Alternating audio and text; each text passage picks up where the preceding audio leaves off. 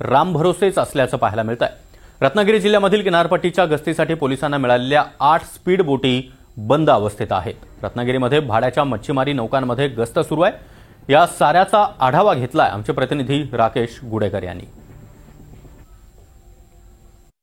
दिल्ली स्फोटानंतर देशभरातील सुरक्षा यंत्रणा अलर्ट मोडवर असलेल्या आपल्याला पाहायला मिळतात। मात्र कोकणातील सागरी सुरक्षा जी आहे ती रामभरोसेच असलेल्या पाहायला मिळते। कारण रत्नागिरी जिल्ह्यातील किनारपट्टीच्या गस्तीसाठी रत्नागिरी पोलिसांना ज्या 8 स्पीड बोटी मिळालेल्या होत्या त्या सध्या बंदच अवस्थेत असलेल्या आपल्याला पाहायला मिळतात। गेल्या काही महिन्यांपासून तांत्रिक बिघाडामुळे आणि दुरुस्ती अभावी या बोटी बंद अवस्थेत पडून आहेत। रत्नागिरीच्या भगवती जेटी परिसरामध्ये आपण सध्या आहोत आणि याच ठिकाणी या बोटी सध्या बंद अवस्थेत असलेल्या आपल्याला पाहायला मिळतात।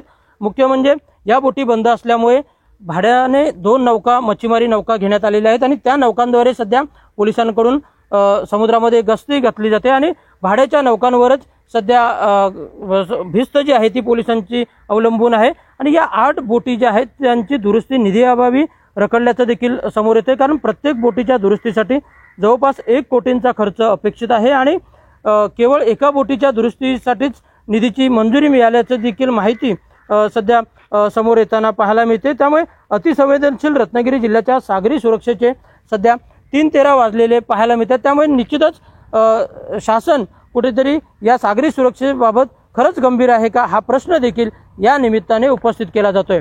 राकेश गुडेकर, NDTV मराठी, रत्नागिरी।